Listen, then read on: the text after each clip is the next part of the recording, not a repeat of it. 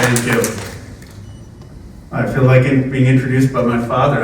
When you get to a certain point in politics, they omit all your failures, other than Swadesh. He recites them all, but he is a great mentor to so many of us. I know Ambassador Rich Burma will say that when I started out in politics, an intern for Kathleen Kennedy Townsend, a very well-meaning policy director said, "Well, Ro, you're really passionate about politics. This was 2001, about your Indian American and your Hindu faith. You'll never get elected to anything, but you should go work on Capitol Hill."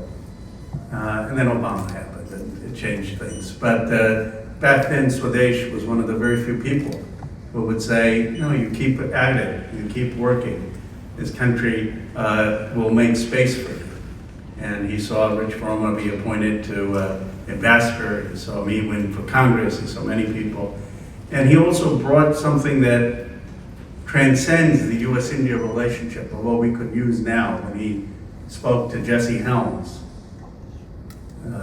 someone who was clearly racist, and someone who had beliefs rooted in the segregated South. But Swadesh talked to him about India, and he convinced him that he should not have negative feelings towards India. And to me, that type of leadership, believing in the redemptive possibility of people, is so needed today in our country, not just on India, but more generally. So I'm a big admirer of Swadesh, and here at his invitation, and to say he was an original trailblazer when it comes to the Indian American community and the U.S.-India relationship. Let's give him a round of applause. I'm also a big admirer of Deborah Ross. You have an incredible congresswoman. We traveled in India together, and Deborah was the most energetic travel companion I've ever had. She, sometimes I'd say another meeting with boring statistics, and Deborah would be asking questions despite the jet lag, just a real love for India, for the culture, for the people. And she is so respected in the Congress because she's liked by every faction of our caucus. She's a bridge builder, a coalition builder. She works with Republicans. She gets things done. And it's really an asset to have her in the Congress, in her leadership, but also to be such a champion of the U.S.-India relationship.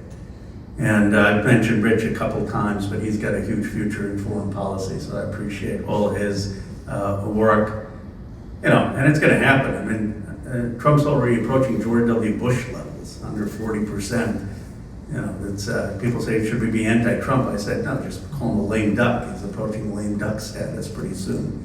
Ray Vickery, thank you for your leadership all these years. Let me be brief on the U.S.-India relationship. All of you care about the relationship. You know about the relationship. You know about the trade ties, the defense ties. But I want to talk about something slightly different. It's not what the U.S.-India relationship will be. It is what is the values that will undergird the U.S.-India relationship.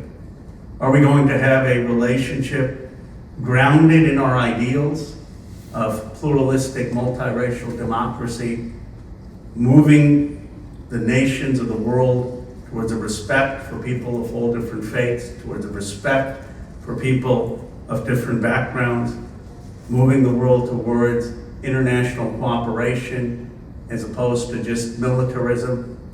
Or are we going to form an alliance of convenience based on nationalism, based on simply containing other countries, based on an inward-looking patriotism that is not in the best definitions of our founding ideals? I believe India's destiny was framed by Gandhi and Nehru. It was a destiny back then. I said this to the Prime Minister. He kind of winced. I said, Mr. Prime Minister, you're the 5th largest economy, but they respected Gandhi more. There's still not streets named after you like they're named after Nehru, because they captured the imagination of the world because of their commitment to human rights, because of their commitment to pluralism, because of their commitment to the Enlightenment ideals. And same with the United States. People who captured our spirit, Lincoln and FDR and W.E.B. Du Bois, who of course inspired Ambedkar in India, and King, who was a direct beneficiary of Gandhi. We must, as the United States, build a multiracial democracy and work with India as a multiracial democracy to have that be the alternative model to the rise of authoritarianism and inward-looking nationalism around the world. So of course I'm proud by heritage, but I'm more proud by ideals. And sometimes people say, you're criticizing India on this or criticizing the United States on this. My North Star is the ideals that at its best define the United States and at its best define India and should define the next generation of our relationship. So with that, Sudesh, thank you for all that you've done. I'm looking forward, I imagine, to hearing now from Deborah Ross, which who you introduced. Yes. Good.